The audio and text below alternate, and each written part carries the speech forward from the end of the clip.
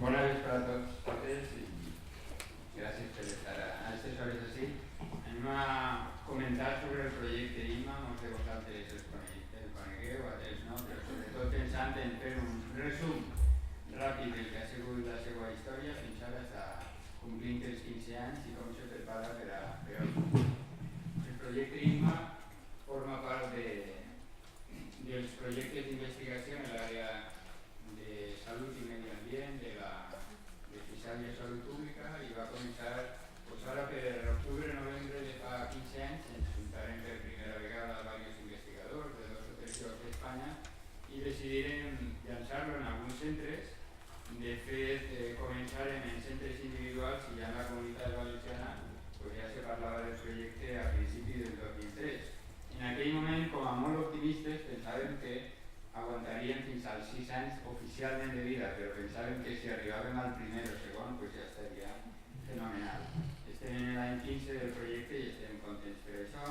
Se basava sobretot en les recomanacions de l'Organització Mundial de la Salut per la importància d'estudiar la relació entre els factors ambientals i la salut dels xiquets.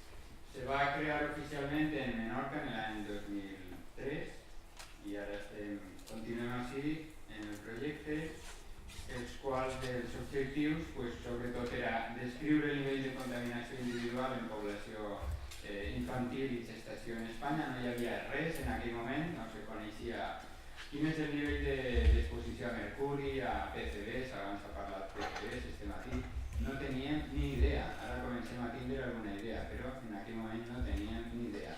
Veure quina és la relació d'aquests factors en la salut i també tindre en compte altres determinants importantíssims com els determinants socials, laborals, la genètica i l'alimentació en aquesta relació.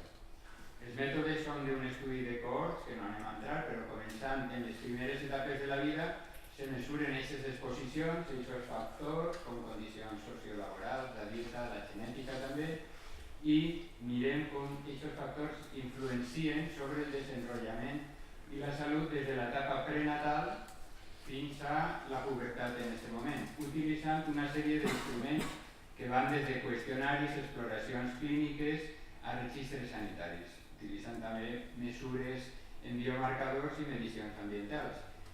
Participen 7 cohorts de tota Espanya, arreu de l'estat espanyol, completant quasi 4.000 famílies.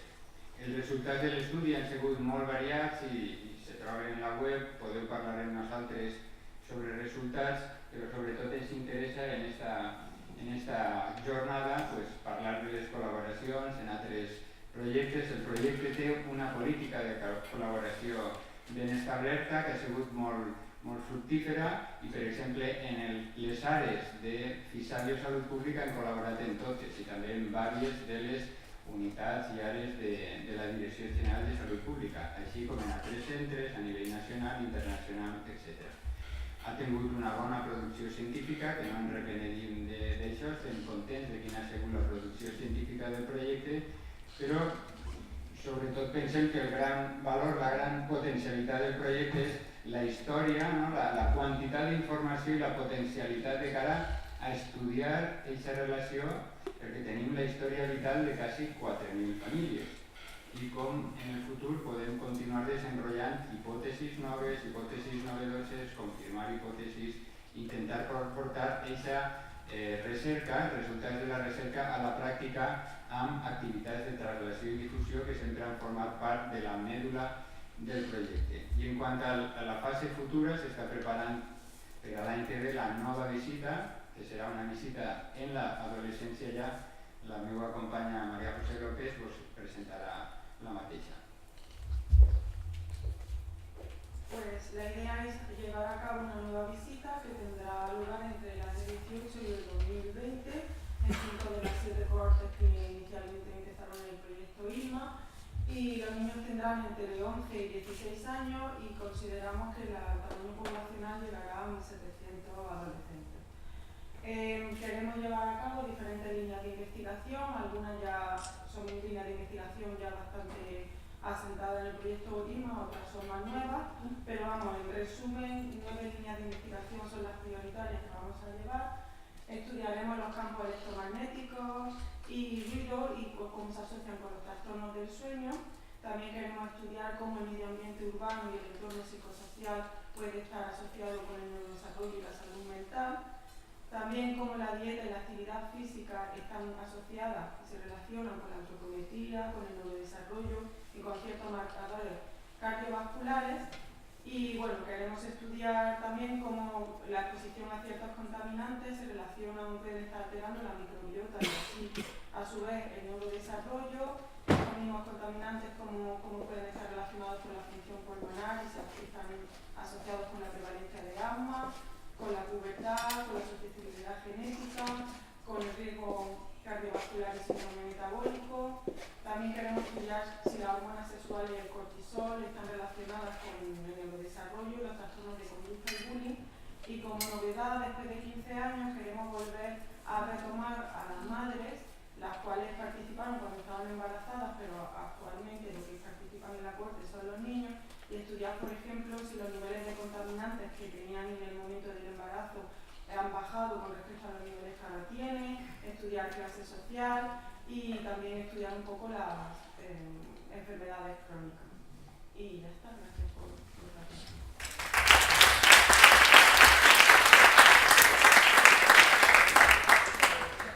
José.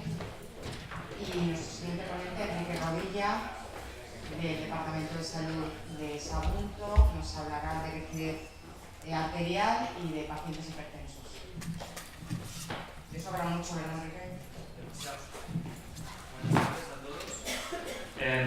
Me llamo Enrique Rodilla, trabajo en el Hospital de Sagunto y me temo que esta ponencia se va a salir un poco de lo que es la línea de las demás, porque yo en el fondo lo que vengo a hacer es una reivindicación. Se habla mucho de traslación de conocimiento y, bueno, pues simplemente enseñar que la hipertensión en diferentes órganos presenta diferentes consecuencias, llamadas lesiones de órgano diana, todas ellas muy reconocidas, llevan 10 años en las guías, entre ellas la rigidez arterial. En esta diapositiva lo que vemos es que lo que hasta ahora se pensaba que la hipertensión provoca daño en los órganos, parece ser que se está revirtiendo y que hay lesiones o hay circunstancias como es la rigidez arterial de las paredes de las arterias que pueden ellas ser las que provocan la propia hipertensión arterial. Por eso nuestro objetivo desde hace unos años es ver si podemos identificar esos pacientes con prehipertensión que van a desarrollar la hipertensión arterial y, en segundo lugar, si medir esa rigidez arterial puede ayudar a tratarla.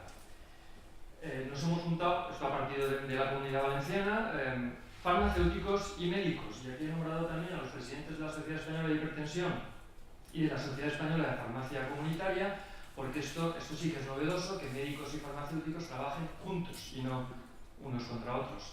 ¿Cómo se mide la rigidez arterial? Bueno, pues el método tradicional es un poco costoso, hay que medir en la aorta, en la carótida, hay que medir en la femoral, hay que medir distancias, y lo que hace la innovación es que hoy día disponemos, esta es la imagen normal de la rigidez arterial por tonometría. Sin embargo, hoy día disponemos de aparatos que, apretando un botón, nos permiten medir esa rigidez arterial fácilmente y nos da exactamente los mismos valores, y además nos permite medir esa rigidez 24 horas. Hemos publicado ya que no es una cosa pequeña. Hoy vemos que, por ejemplo, con stiffness, el 20% de los pacientes que debutan con hipertensión ya tienen daño arterial, más que incluso daño renal. Todo el mundo, los médicos conocen la microalbuminuria, la hipertrofia, pero la rigidez arterial no la conoce nadie. Y junto con farmacéuticos, en 6 meses hemos publicado que el 9,4% de pacientes normotensos, que no son hipertensos, tiene ya rigidez arterial. ¿Cuál es el plan? Ver el futuro si estos desarrollan hipertensión. ¿Pero con qué nos encontramos? Esta es la página en el Abucasis, la Consellería, para clasificar a un paciente en su riesgo cardiovascular, y vemos que en lesiones de órgano diana no está ni la hipertrofia, ni la microalbuminuria, ni la rigidez arterial. Y llevamos meses peleando para que esta lesión, que las guías reconocen ya desde hace 10 años, entre. ¿Y por qué es importante? Porque lo que queremos es trabajar este proyecto piloto que hemos hecho, que es el Rival Heart, que ya está hecho. Queremos prolongarlo con médicos, incluirlos en el estudio para hacer estudios transversales, longitudinales, a corto, a medio plazo y a largo plazo. Pero claro, si le decimos a un médico, lleva a un farmacéutico y le dice: mira, señor tiene rigidez arterial, mira a Abucasis y dice: eso no existe porque no está en nuestra página, nos encontramos con que es imposible avanzar. Así que nuestro futuro, más que búsqueda de colaboradores, que la Consellería, por favor, se esfuerce en que esta lesión de órgano diana existente sea reconocida como tal. Eso es todo.